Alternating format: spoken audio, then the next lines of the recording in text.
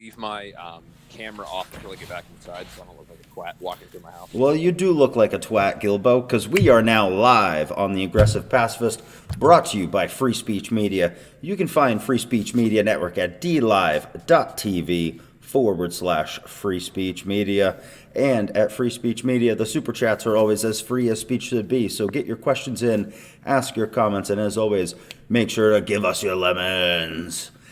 This is the Aggressive Pacifist Podcast. I am your co-host, Harrison, as always joined by the beautiful and mysterious Jared Gilbo Gaggins. How are you tonight, my friend? I'm doing wonderful. I'll have my video up here in just a short minute, but I'm doing wonderful. It's been an exciting week so far. Even though it's Monday, we're bringing it to you 2 days early. Well, technically, a day and change early. But we have a good show for you tonight. I think that it's going to be a lot of fun. And we're going to give you some historical background, and we're going to talk a lot about history tonight in general. Yeah, tonight we are going to be talking about Operation Anthropoid. We're going to be talking about the fall of the Iron Curtain and some of the history and some of the kind of conspiracy that goes along with that. Anytime there's an event that big, there's a lot of actors behind the scenes who are kind of each trying to get their way. So, you know, this was Jared's idea for a show. Jared comes from that region of the world. He is very in tune with that. He loves the history of that region. And I said, you know what, buddy? I agree. Let's do it. So we're doing it. Now, Operation Anthropoid was made into a wonderful movie in 2016. So some of you might have heard of this before now from that. And if you want to get kind of an idea of what we're talking about, go ahead and check that movie out after this. So, Gilbo, where do you want to start with all of this? Because there's a lot to go through. Well, let's start with the progression and the economic standpoint of, we'll say, Eastern Europe, excuse me, leading up to the fall of the Iron Curtain. And if you want to spearhead that, I'd be happy to let you take the point on that one. So, talk about leading up to the fall of the Iron Curtain, yeah. So, right. Everybody knows that the Iron Curtain separated East and West Germany, and it was basically what was happening is that there was one side of the wall who was literally being shot for trying to cross, and then on the other side you were having people who knew it was wrong who could do nothing to help. So there was a lot of tension. Finally, one day, a lot of folks, it was like in the hundreds of thousands of people, said, you know what? We're done. We're taking to the streets. They protested. They marched to the gates. When they marched the gates, the people guarding the gates clearly realized they were outnumbered, so they just opened the gates and let them through. That is when all of the kind of imagery that we see of the walls being torn down, that's when that comes from. So there are still pieces of the wall that stands today, and they say it's as a memorial that no matter what happens, no matter how separate people try to make you, you can always find your way back together. So one of the big reasons, or one of the big things that had led up to this, was that they were losing control of the markets. They were losing control of their population base, because as the communist side of Germany started to grip down more and more, there was a large outflux of educated people, of hardworking people, like people who knew what was coming down the pike. They just started to flee. There was like 253,000 people who had fled in the couple of years leading up to the wall being put up, and then after that, there was still about 5,000 people who got out between 61 and 89. But a lot of folks were shot. There was I think 130 or so people who ended up being shot as they were trying to cross through. So there was a lot of tension, and a lot of it came from economic pressure. The economy of the communist side there was just like every other communist country. It was horrific. They had not enough food to live on. The simple little consumer items like silly putty didn't exist. There was a lot of stuff that was leading up to the Berlin Wall being put up, but there was also a lot of stuff that led up to its demise. And one of the things that really kind of stuck out to me in looking at this, because I didn't know nearly as much about this as you do, is that the people who were on the communist side of the wall there, as they were stuck, they they were protesting every now and then, but they got so beat down very quickly that they just stopped for a while. There was like a large gap of not a whole lot of protest. Do you know what I mean? Oh, So absolutely. And I mean, you had the side where, most of these countries in Eastern Europe that were occupied by the Nazis from 1939 until the latter parts of 1944. Well, they were under heavy, Nazi occupation, and then they went directly from a Nazi-controlled environment to a Soviet Union-controlled environment. So their livelihoods never really improved. Their sanitation, their economy, their lives as a whole never truly improved. And speaking to some of the people that lived through both sides of that, as old as they may be now, they still can go back and recollect that, life under the USSR and life under Nazi occupation was not a whole lot different. They suppressed free speech. They suppressed, local economy. They suppressed history quite a bit. The Slavic people could not teach their history. Anything on the contrary to Stalin or Gorbachev or so on and so forth was considered to be heresy. They couldn't teach their history. And for a lot of those people, their history was everything. You had people that would, inhabit a village for several hundred years at a time. And their stories and their history meant everything to them. And having their identity, if you will, stripped away from them, it bred a lot of discontent over time. And it got to the point where the people couldn't take it anymore. The people wanted their life, their country, their livelihood back, so that they actually finally went out and did something about it via protest, via sabotaging, whether it be Nazi stockpiles or Soviet stockpiles or so on and so forth. You could tell that there was a lot of discontent in Eastern Europe, and that folks were not happy the way that they were being governed. now, you talk about them attacking Soviet stockpiles, attacking Nazi stockpiles. So they were not adverse to using violence to achieve their ends, which is, in this case, totally fine, according to any libertarian policy you could ever think of. No one would have an issue with it. That's not the point. My point is that they were not pushing over. They were not willing to say, oh, we're just going to let you move in and take over even though we disagree with you. So let me ask you this.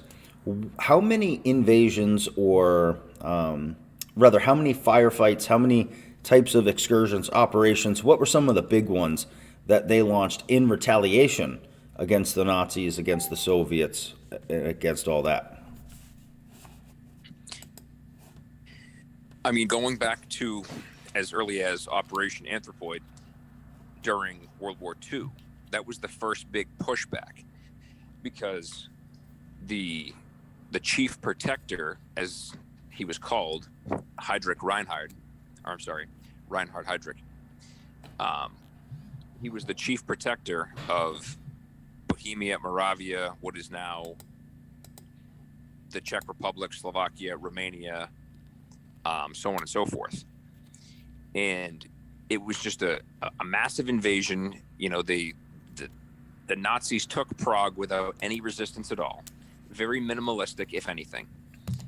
And they had their country invaded. They had their traditions invaded. Their lives as a whole changed forever. And the people were not super content with that, especially because as soon as Heydrich came in and started implementing Nazi policy, Nazi law, like I said, they censored everyone's traditions, and they tried to make it a pinnacle or a mirror image of Berlin. Whereas, earlier on in the late 30s, during the Munich Pact, the rest of Europe had essentially screwed over Czechoslovakia by allowing the Nazis to take certain portions of their northern land. And in turn, they allowed the Nazis to then infiltrate the entire region, which in modern day would be the Czech Republic, Slovakia, Romania, and some of the surrounding areas. Well, they did so in hoping to prevent further war, further, widespread Nazi occupation, in thinking that Hitler would be happy with the land that he had. Unfortunately, that was not the case. And in doing so, they screwed over millions of people. So after the Nazis took control of Prague, Reinhard Heydrich was a very ruthless man. He was the brains behind the final solution to the Jewish problem, also known as the Holocaust. He gave direct resources and direct order to create concentration camps, to create places where Jews would be exterminated. He crafted methods for extermination, and he ruled with an iron fist. Reinhard Heydrich was the face of Nazi Germany. Hitler didn't look the part. Heydrich looked the part. He was blonde-haired, blue-eyed, very strong features, very strong German features. And he was what Hitler wanted that race, your typical Aryan. That's what he wanted your typical Aryan to look like. He was the poster child for Nazism. And people absolutely loved him in Germany, and he became Satan, for lack of a better term, in Eastern Europe, because he would kill political dissidents. He would murder people in the streets. He would allow the Nazis to go through villages, to go through Prague and ravage bars, ravage small establishments, and do as they please. And anyone who opposed him was executed immediately.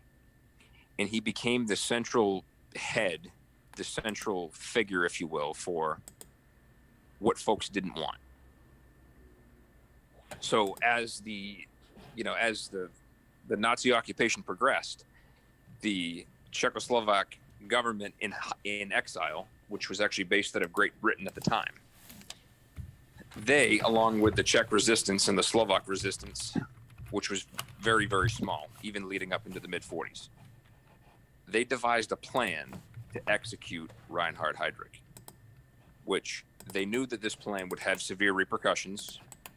They knew that even if they accomplished their goal, even if they were able to allow everything to come to fruition, that there would be heavy penalties, that there would be backlash. And they still thought it necessary to allow everything to go through. So they devised Operation Anthropoid, for which they had several highly trained soldiers who actually went and trained with British SAS, and then were airdropped back into Prague to then fulfill the goal of going in, assassinating Reinhard Heydrich, and hopefully taking back the country. Well, not everything went exactly as planned. And we can hop back to this, or I can keep going. I feel like I'm going to go off on a tangent of history. No, keep going, my friend. You're running it.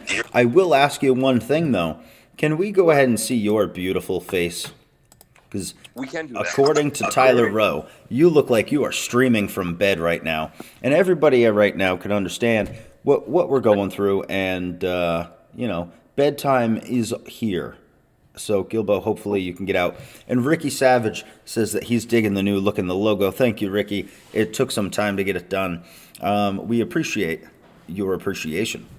So, Gilbo, you had said quite a bit of stuff in there of importance. Let's go back a little bit. So, you were talking about how Hitler was able to walk right into Prague, and there actually were reports that his soldiers came in the morning, and by evening, Hitler was able to drive right in a topless car, in a convertible. So there was no resistance at that point. Why was there no resistance at that point, but later down the road, we had so much? Because as part of the Munich Pact, the leaders of Europe, and especially Eastern Europe at that time, they could see what Hitler's power was. They could see his popular support, his backing. They didn't want any further aggression being pursued by the Nazis in Europe. So they figured if they gave Hitler what he wanted, he would leave the rest of them alone. And at that price, he sold out a lot of Eastern Europe. You know, the leaders of Europe, of Eastern Europe, had sold out the Czechoslovak people, the Romanian, Polish, and so on and so forth, because it wasn't much at all for Hitler to move from the northern region, what is now the Czech Republic, up in Poland, and to then further progress down into Romania, down into Serbia, so forth. And what they thought they were doing was limiting Hitler by acceptance, by saying, okay, you know, we're going to go ahead and give you this land. And with a quote unquote, you know, peaceful transition of power. Well, the first thing that the Nazis did when they entered Prague was they seized the National Bank. They took control of all the money going in and out. They took control of all the capital. They took control of anything that was of value. Well, and they asserted their over the Eastern European region. Well, and that makes sense. If you're going to try and take over a region, you want to take their resources, and why wouldn't you want to take their money? That's one of the biggest resources people have. So that makes sense. Let me ask, you went ahead and put your camera on right as I was putting up a picture of Guile so that everybody could see you. Oh, look at that. Perfect timing. There we go. All right.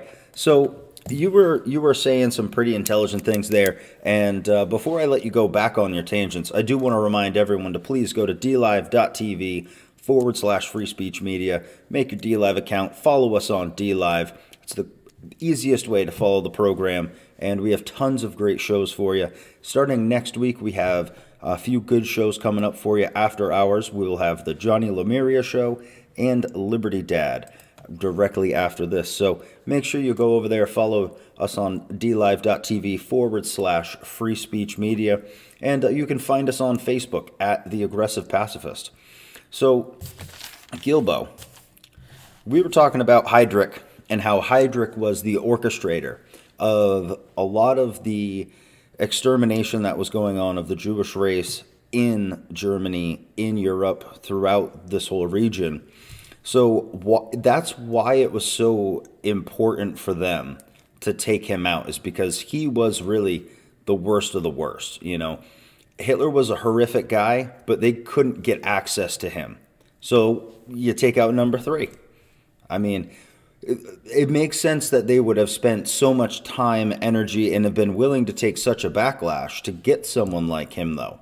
You know, if they could have got Hitler, they would have done the same, but They got someone high enough up on the totem pole, knowing that made it worth the risk they were going to face, because there was 5,000 Czechs who were murdered in response.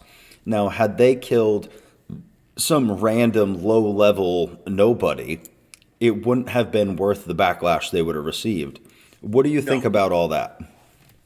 Well, the whole point of going after Heydrich was that Heydrich came in and he basically crowned himself the king of Bohemia, Moravia, Slovakia, Romania, so on and so forth. He was a pompous, arrogant dictator. He went in and made Prague Castle his home.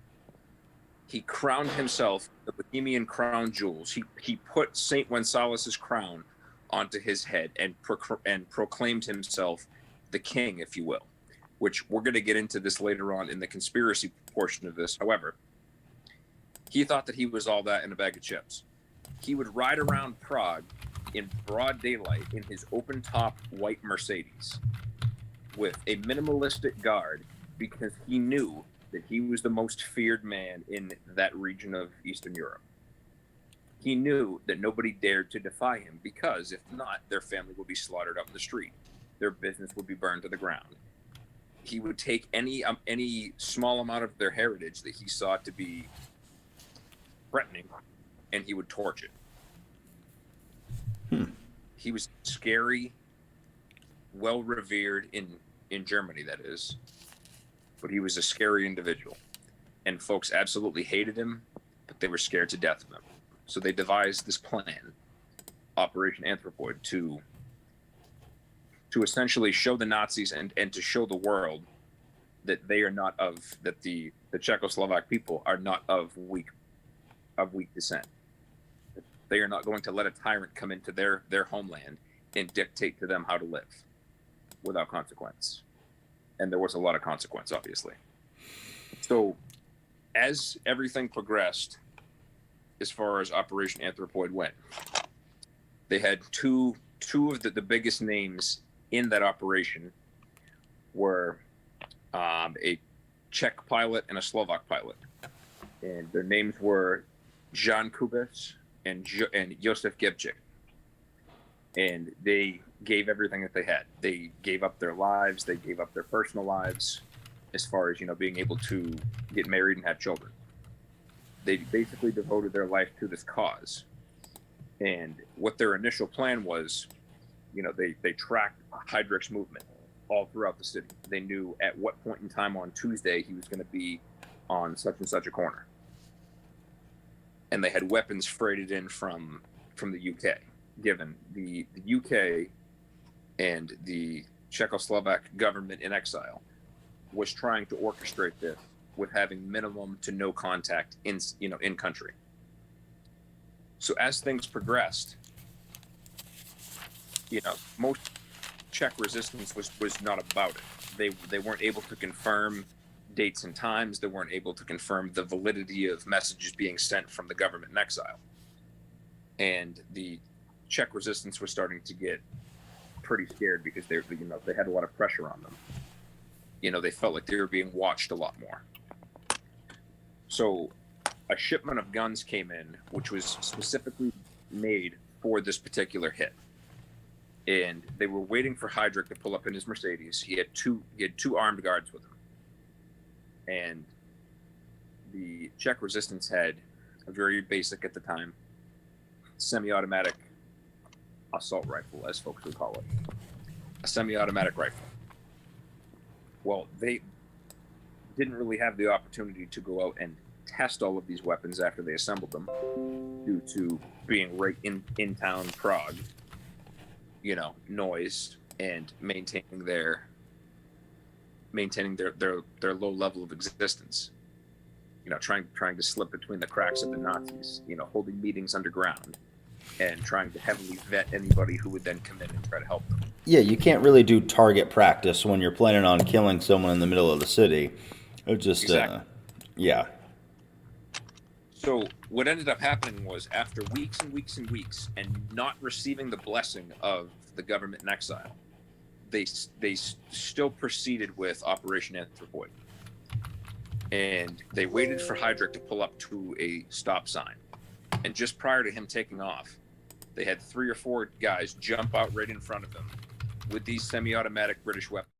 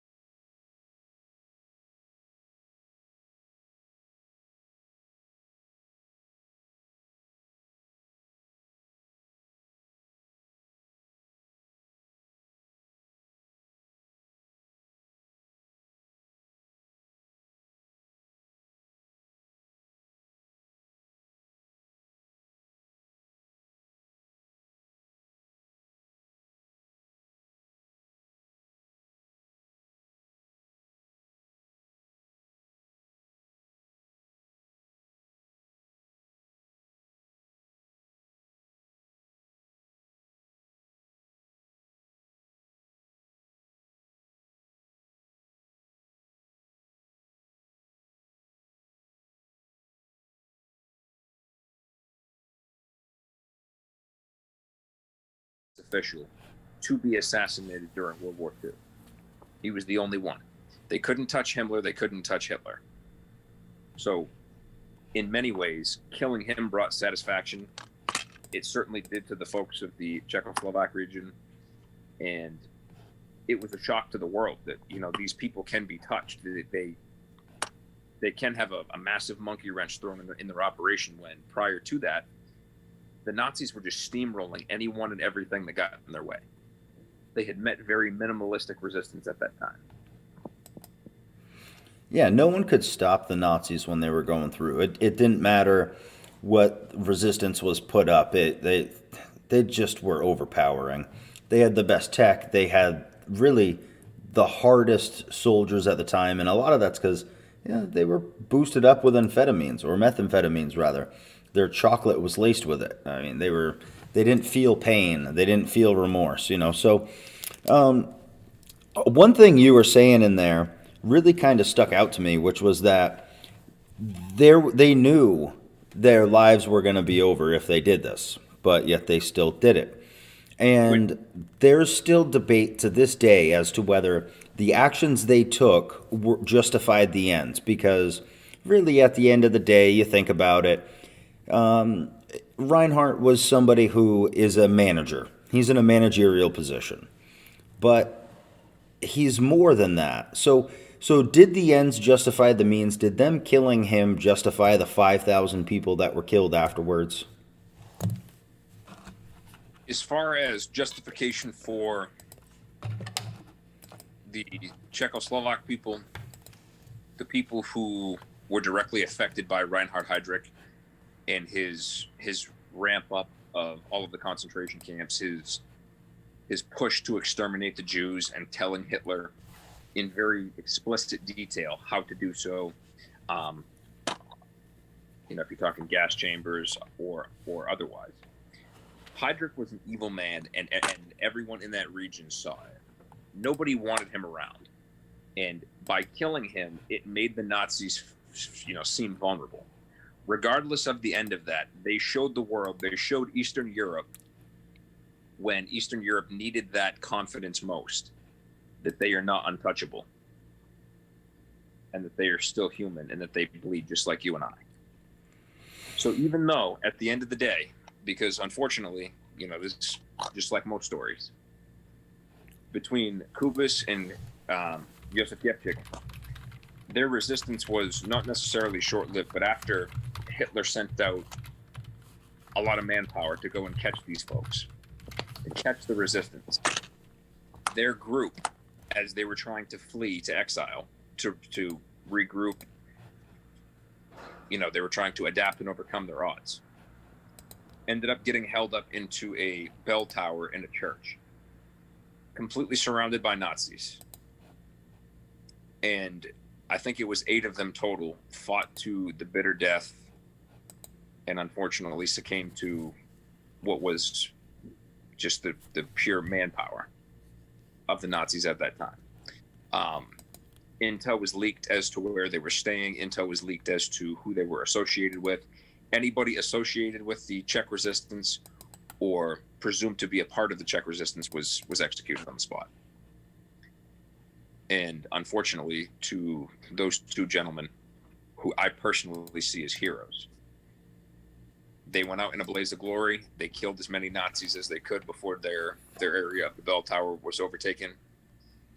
And they didn't let fear dictate their lives. They didn't let an evil, atrocious dictator tell them what they were going to do with the rest of their lives. And I certainly commend them for their efforts. Keep talking, Gilbo. I am dealing with something on this end here. So pertaining to this particular story, it came with a lot of backlash. Just like Harrison had said earlier, there was 5,000+ Czechs and Slovaks that were killed in direct relation to a retaliation effort brought on by the Nazis. Hitler wanted people to pay for this.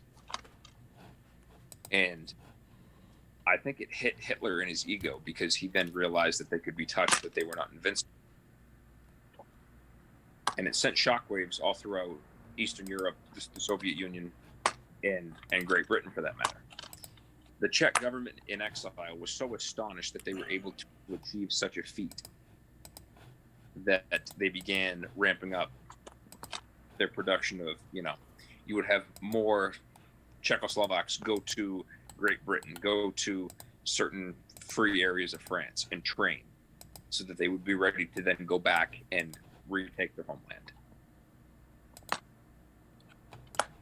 These were people who were being sick of, they were sick of the oppression, they were sick of the living conditions, the pure madness that was happening right in front of them, right in front of their children. And they wanted to then go ahead and do something about it. Which, moving on from Operation Anthropoid towards the end of the end of World War II, was that General Patton's army was within 50 miles of Prague, and they were given orders to stand down because Stalin's Red Army had then come down from the north, and they were going to take Prague as the victors. Well, by that time, the Nazis were well aware by the end of World War II that they had lost, that they were done. So not a whole lot of folks stuck around to see what the Red Army or the 53rd U.S. was going to do to them.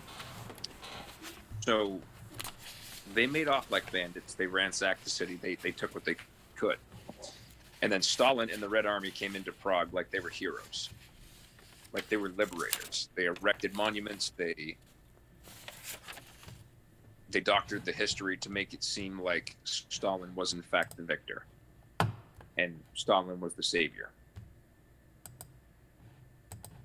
Well, go ahead. Oh, so yeah, they had done all that, and there's one thing that always kills me with these types of situations is how one horrible group is in charge, and then another horrible group comes in and takes power and acts like they're somehow the good guys. So when we're talking about a situation like this where these gentlemen know what they're facing, what they're up against, and they also know that this is kind of a last-ditch effort in a sense. If they can pull this off, like you said, it reinvigorates the fight. It gives the people a reason to keep going. Now, you were on a crazy history lesson right there, and as Ricky Savage says, that it's the history lesson he didn't know he needed, and it's one that I didn't know I needed either, because I don't know a whole lot about this topic. So I'm going to ask you a question that I hope isn't a screwball, but why in the hell would this Reinhardt guy drive around in a convertible like this? I mean, really, like, that's common sense. Because he was so pompous and he was so arrogant to the fact that he owned the city. He had everybody living in crippling fear of the image which was Reinhard Heydrich. He personified himself as a god. He crowned himself with Czech crown jewels. Like I said, as part of the conspiracy, came back to bite him in the ass. Everyone was so afraid of him, and he was so confident and so pompous in himself that he would ride around in his open-top Mercedes, and people would cringe and hide as he drove by. So he thought that he was above any of that. And what the Czech resistance wanted to show was, in spite of him being as pompous and as arrogant as he was, they used that, they used all of that to their advantage. They go, well, we're going to show the world that, one head of the Hydra can bleed, that we can, in fact, cut it off, and that we can make waves for the better. So now to kind of bring it over and bridge the gap into our conspiracy of the night, talking about Saint Wenceslaus's crown. That's the jewels that you keep referring to. And so yes. Why don't you can go ahead, tell people what that is,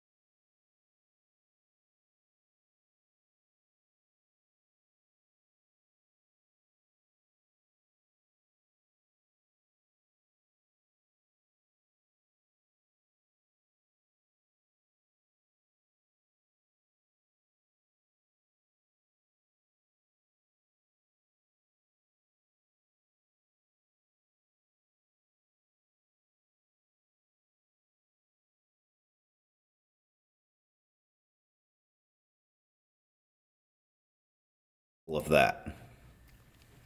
So during that point in time, when Reinhard Heydrich had ransacked St. Victus Cathedral,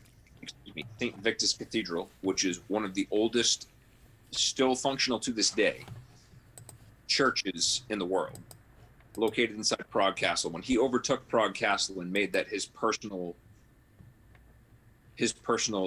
stomping ground, if you will, one of the first things that he did is when he went through and Heydrich and the Nazis went through and they were ferrying off treasure, he picked up the crown of St. Wenceslaus and he basically proclaimed himself king of Bohemia, Moravia, and Slovakia. And he did it almost as a joke and almost as a smear, and it pissed off a lot of the people. It pissed off everyone. And then he took that into his personal possession. And naturally, the entire country cursed him for it. Because for the previous 1,000 years, that was a very respected, revered, it was a very holistic possession. And it was kept under lock and key. So for Heydrich to do this, he spit all over tradition, and he basically said to the curse, he goes, "I'm above the curse." Well, I'm glad, in my personal opinion, that my people were able to get back at him and say, okay, no one is above the curse. You want to come in here and ransack our city, kill our people. Yeah, I mean, if no one's above the Madden curse, I don't think anyone can be above the curse of Wenceslaus. No. So I think that that's a very small, I'm going to say it's a very small, very trivial, a couple comments in this entire discussion. But it's interesting to see that he swore up, down, and sideways that it was just, old wives' tales and that a curse didn't scare the great Reinhard Heydrich. And sure enough, he showed that he was not in fact bulletproof, that he was not in fact a god. I'm sure that he had that thought in the back of his mind as he was sitting in a hospital bed in Prague, bleeding out, dying of sepsis. Well, he may have been bulletproof, but he damn sure wasn't grenade proof.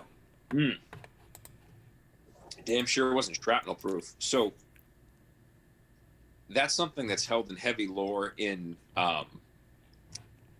Bohemian folklore and in tradition as well. The folks over there are very, very traditional. They're very respectful of tradition, and they don't take well to folks pissing all over their traditions. So when I was actually over in Prague about a year ago, I was able to see the replica, which they keep inside Prague Castle. The actual crown of St. Wenceslaus is now held in the basement, or I'm trying to think what they call it, the catacombs of St. Victus Cathedral, under 7 locks with 7 keys, all dispersed throughout the local government. Leaders to parliament, the Czech president, the mayor of Prague, their cardinal, so on and so forth. It's a very well protected artifact, and it's because it's survived for 1,000 years. Yeah, it's survived. So yeah, it's been around for about 1,000 years, and it was actually used. It was started in 1347. And this thing lasted, it was in service for about 500 years. I think it was like the 1820s they stopped using it. So like 490 years for one crown. That's a wicked long time. So it makes sense that there's some folklore around this. Now, you had told me earlier that there was a kind of a list of people who have been victim to this crown. Aside from Heydrich, who else was there? Do you have any other names? So looking back at larger prolific names, at folks who had essentially defiled the crown.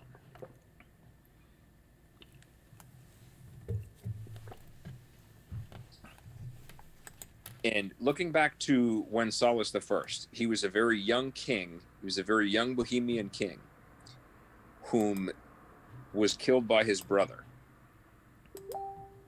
at a young age. He was not king of Bohemia for a very long time. And being known as the patron saint of Prague, he was known to be very pure of heart, very big and good to the people. And I'm actually looking to see how many other folks have been victim to the curse of St. Gonzalez. Yeah, I'm sure it's been quite a few, although I'm not sure how many people have laid the illegal claim to the throne. That seems like something that is a rare occurrence in that part of the world. And yes, Ricky, Jared does have a twin. It's Guile from Street Fighter. They look exactly alike. I'm pretty sure that Jared just ripped off that whole creature when developing who he was going to be. So, where are we in this story right now, Gilbo, as far as year-wise? Like, chronologically, what year are we in right now? So we are in the very end of, well, if we're getting at the point where Stalin has then invaded, liberated, whatever you want to call it.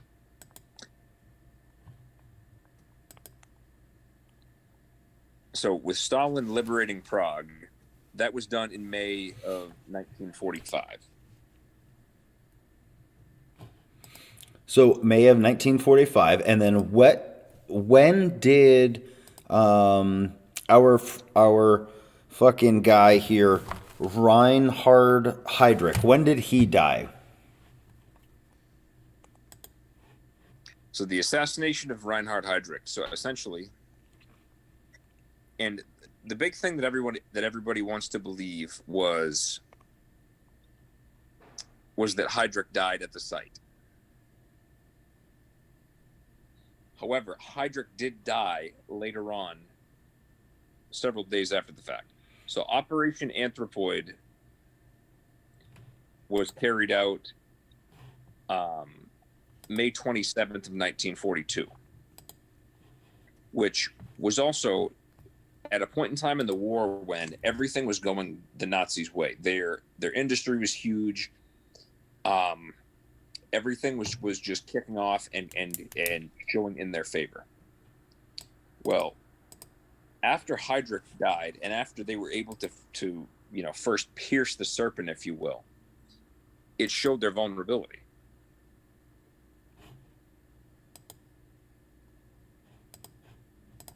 Yeah, and once they were shown to be vulnerable and it was proven that they could be hurt, why not continue that? Why not continue the fight against them? And especially when it's someone who you have a moral right to hate and a moral right to defend yourself against. So, we're coming into the final few minutes of this here, and I just want to remind everyone to go over to dlive.tv/free speech media. If you're already there, make sure you ask your questions in the comments. Make sure you start typing in there, because we are about 5 minutes away from releasing the chest for the night, and that is how you make your crypto. And then make sure if you think this show is worth some lemons, you give us the lemons. We need the lemons. Now, if you're on, go for it, Gilbo. Oh, no, I was just saying, give us the lemons. Yeah, give us the lemons. And if you are on DLive right now watching this, make sure you follow us on Facebook at facebook.com/The Aggressive Pacifist, or just search at The Aggressive Pacifist, and you'll find us there too. So now, Gilbo Gaggins, we have had quite a lot to talk about tonight. All historical, all stuff that people can go and Google. You can go on YouTube. You can find these videos. There's nothing crazy about what we've said. But I would like to get into something here that's not really Googleable, because you have had a trip over to this region of the world, and I would like for you to give some first-hand experience of this and what it looks like, and kind of from my understanding, you can still see the bullet holes from where the gentlemen, the 6 guys, ended up taking their lives in the bottom of the church. So if you could just go ahead and talk about that for a few minutes, because that's pretty cool to have that kind of first-hand experience with it.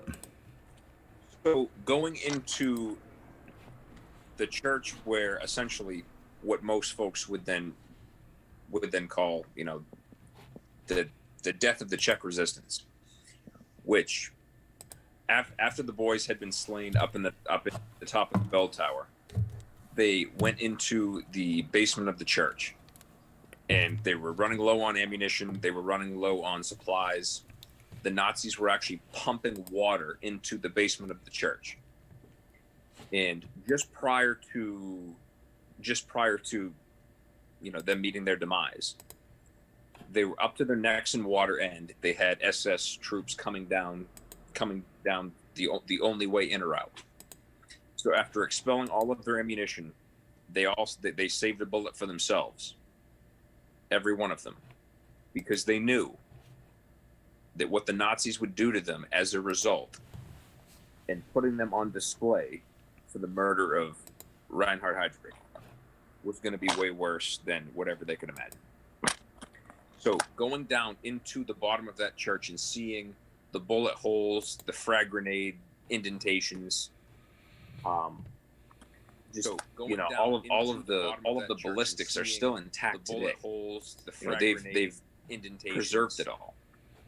And it's crazy to go be in that area where everything happens. I was actually able to walk down the street in Prague. They've near what is now a train station, and see where everything transpired, to see where they actually drew the guns jammed, they threw the guns, and then pulled the grenade.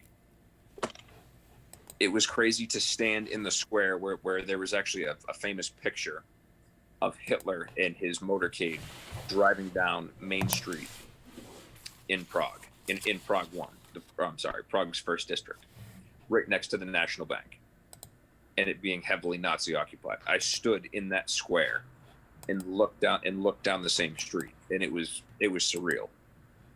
And I actually had the pleasure of doing a tour, which was all about World War II and further on, World War II events that transpired in Prague. And it was actually done by a Czechoslovak historian who for many years actually had to then go study.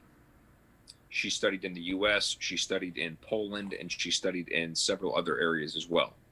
Because under heavy Soviet censorship, they were not able to profess their history. They were not able to profess the events that transpired prior to Stalin coming over and saving the city. So until the fall of the Iron Curtain, a lot of the Czechoslovak people, a lot of the people in that region did not have the free will to speak their history, to document their history, to tell the stories of what actually occurred. It was only what was suitable in Stalin's eyes was the only thing that was meant to be published. And it was cool to go over and hear the history, and to hear all of the crazy stories, and to hear about the censorship from the mid-70s all the way up through the fall of the Iron Curtain. And then you had so many history books that were written in secret, so many diaries, so many journals of folks who had witnessed things firsthand. Secret meetings underground for the Czech resistance. Letters to the U.S. informing the U.S. of some of the crazy things that the Soviets were doing. Whether or not they actually made it there or not, I couldn't tell you. But to see all of these artifacts and like this secret world taking place was very, very cool. That is pretty cool. That's pretty real. Yeah. So, now we're. Do you have any last words on this? Because I think I am pretty much out of things to say. Like I said, this is a topic where I was just excited to learn from you, because we have talked about this before, and you can just go for hours on this thing. So, do you want to keep going? Do you feel like I'm cutting you off right now? Well, no. I was going to say, the biggest thing with that leading up into the fall of the Iron Curtain and what then became the Velvet Revolution, which leading up to the fall of the Iron Curtain, there was a lot of disdain for the Soviet Union in a lot of Eastern Europe, as Harrison said. Economically, People were pissed off that they had family members that were stuck in different countries that they couldn't access, that they couldn't go visit them. They had family members who were able to get through the Berlin Wall and then get to the other side, and then you had family members who died trying. So there was a lot of disdain, especially in the Far East regions of Eastern Europe. And after the Iron Curtain fell, the Velvet Revolution was essentially the peaceful transfer of power from what was once Czechoslovakia, which was created after the fall of the Austro-Hungarian Empire. So after World War I, they lumped all the Czechs, the Slovaks, some of the Serbs, some of the Romanians, and they threw them into this country that they had created. Well, after the fall of the Iron Curtain, the Czechs, the Slovaks, and some of the other outlying some of the other outlying tribes, if you will, said, well, hey, this is what we are going to go do. We're going to maintain our traditions. We're going to maintain our history.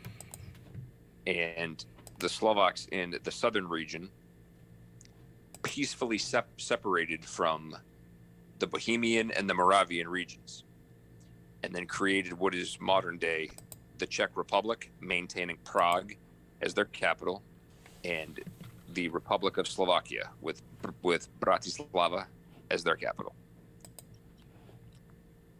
And it was, in my opinion, they basically said, you guys want to go do what you want to do up here and maintain your culture and maintain your set of rules and laws, and we want to go do the exact same thing a little bit further south.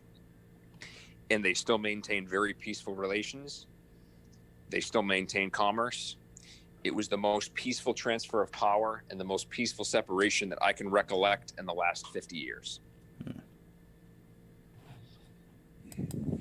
Wonderful.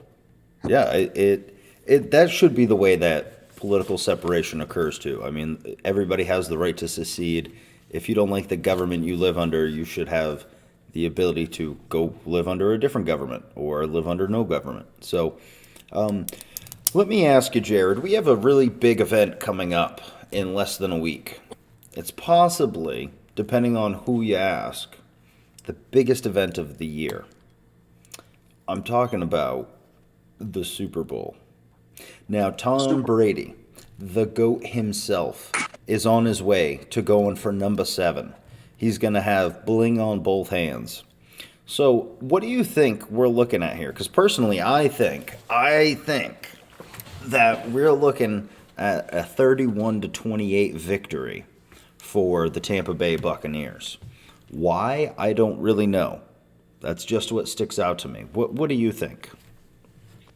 Well, considering that you wrote that in a very cryptic code-esque manner and put it on the back of a voter registration card and put it on a magnet on my fridge, I would have to say that you're pretty adamant about it.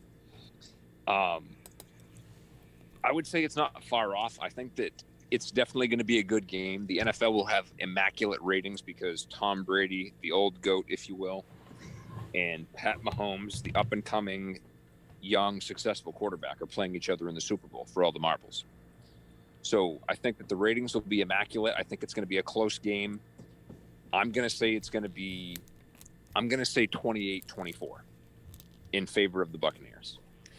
As painful as that will be for me to watch Tom Brady win another Super Bowl, not with the Patriots. So essentially, I'd love to see him get number 7. I'm still going to be a little sore way deep down because I've watched the guy for 20 fucking years, and he goes in his first year with the new team, and he goes to the Super Bowl.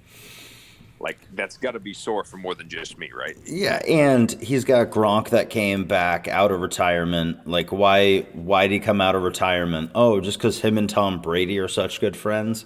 I'm not buying that. There's something behind the scenes, Well, dude, and then again, too, if you look at the team, so the Buccaneers were nasty before Tom Brady and before Rob Gronkowski. Then they go out and they get Antonio Brown, who will be playing in the Super Bowl, folks.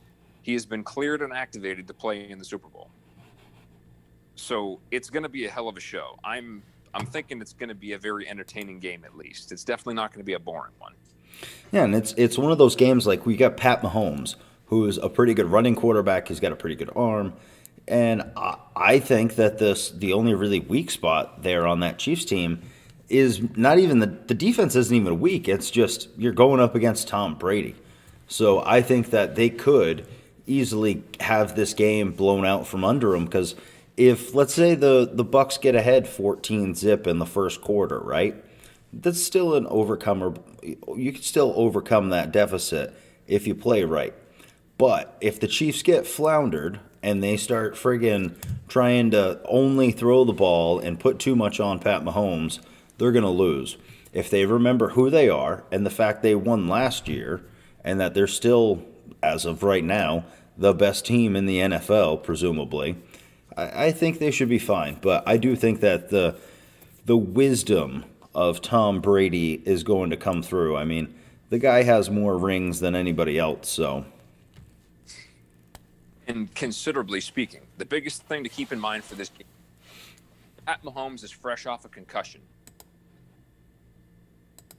You know, the Buccaneers are fresh off of an awesome defensive game where they snubbed Aaron Rodgers and were able to take the NFC crown with their, in their first year with a brand new quarterback, with a brand new 43-year-old quarterback.